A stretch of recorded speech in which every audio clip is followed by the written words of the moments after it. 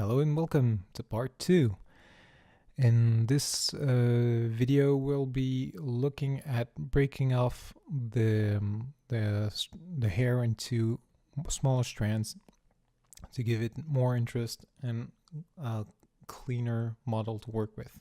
So to start off, I appended a box that I scaled using the 3D gizmo and that I'm tweaking to be roughly the shape of a strand of hair, and then using the bend curve inside the 3D gizmo, I am going to deform it to match the rough shape that we designed in the previous video, like so.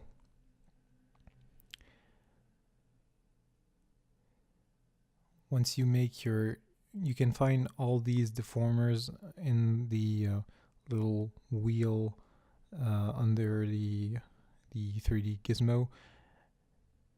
And now I am duplicating this this strand 2 times, scaling and moving them, and I will be breaking the hair into 4 parts and each part into roughly 3 strands.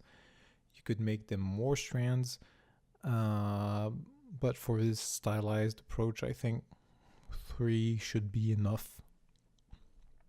The more strands you have, the more intricate details you can make, but you want to keep it manageable. So yeah, 3. Ideally you should try to break the size of your strands to be a big one, a medium one, and a smaller one, just to give it a bit of interest. Try at least to break the overall size of each strand so it's not perfectly identical. And then we subdivide, and using the move topo we move every strand of hair to be roughly in the position we want.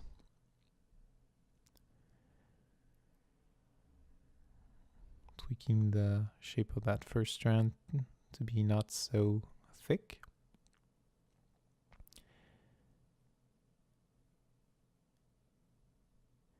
And since we are using the box primitive, the geometry has a pinching start point at the top and bottom of that primitive.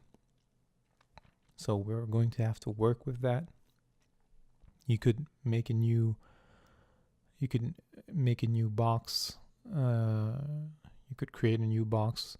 You could import a different geometry. But for this, we're going to use the simple box that is that is already available to us. So now doing the same thing for the top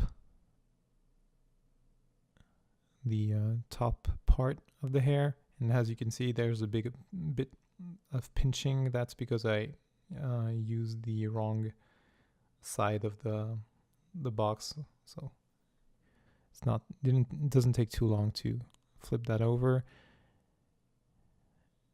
Start again. Only lost a couple of minutes. So same thing. This time I decided I didn't need to modify the box to be more hair strand like. So I didn't taper the top and bottom. Move roughly into position, use auto group, mask, do it again.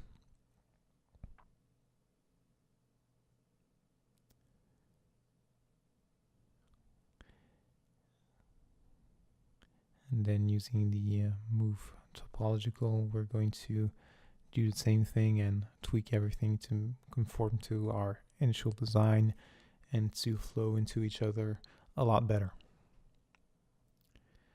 So using the groups, we can hide and work on a single strand.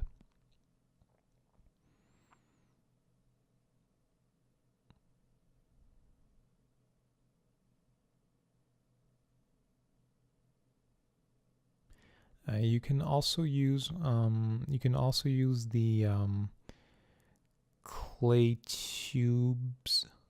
No, not clay tubes. The curved tubes to create your hair strands.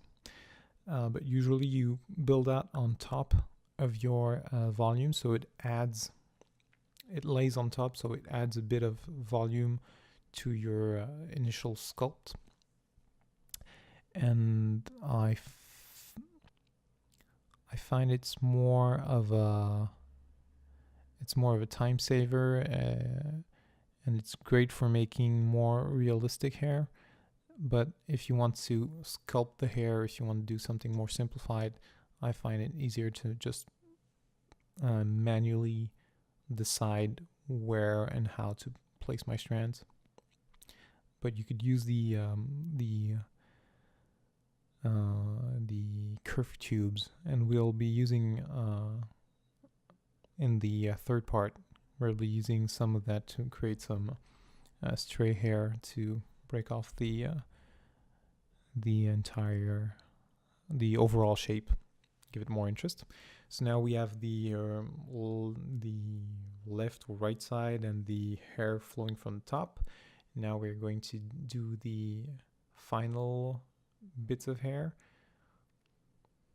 So yeah, for each I decided arbitrarily to make 3 strands, so that it gives us 9 strands to work with.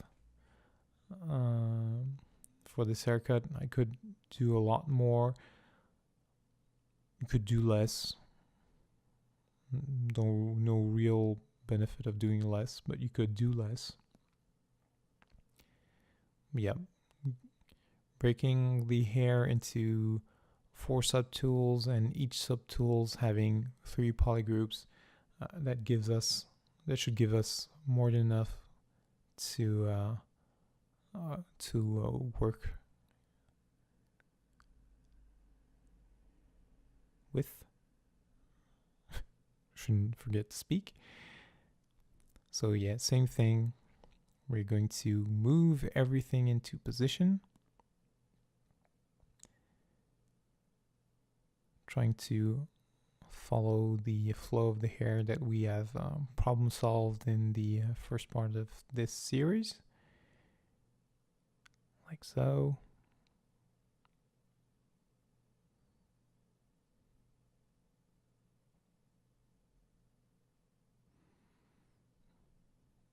It's better to slowly subdivide and build up as you need, rather than subdividing from the go and then having to tweak everything later. Like most things inside of ZBrush, it's better to start small and then subdivide as you need. As my phone rings.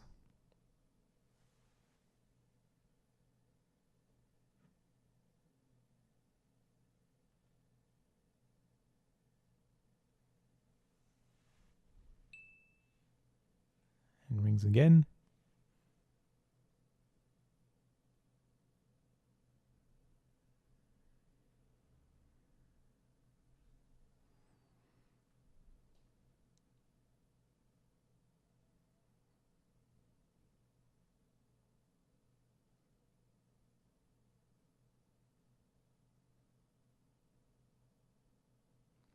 And now we're going to do the last strand of hair we need, the bangs on the front.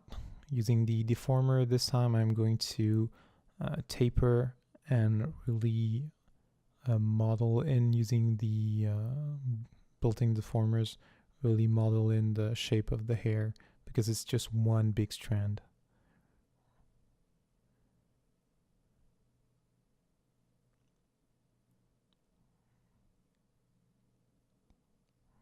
So,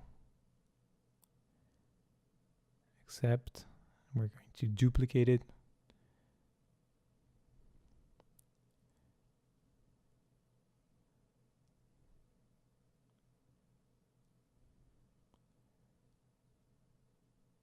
Duplicate it again, this time only smaller.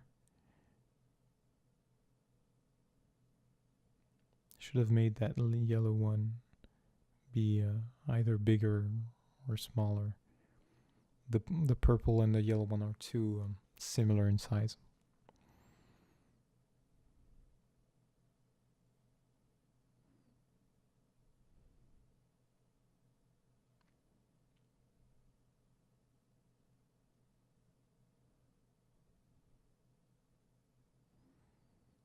Move everything into position.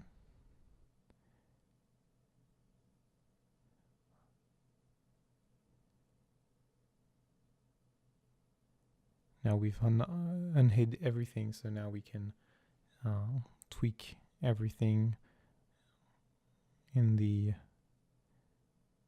big picture, seeing the big picture. Now I can see that I'm missing a bit of geometry.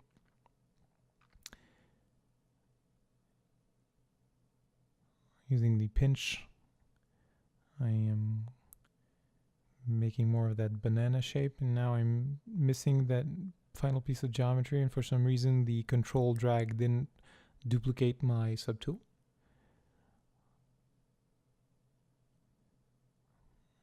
So I duplicated the entire subtool, then deleted 2 of the polygroups and moved that final one in the position I did.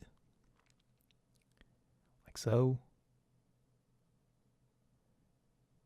Moved it, and then I'm just going to merge them down to the same subtool and auto group everything together, and that will solve that problem. Don't know why.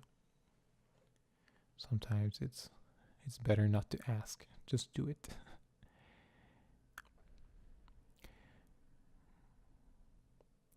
So yeah, now we have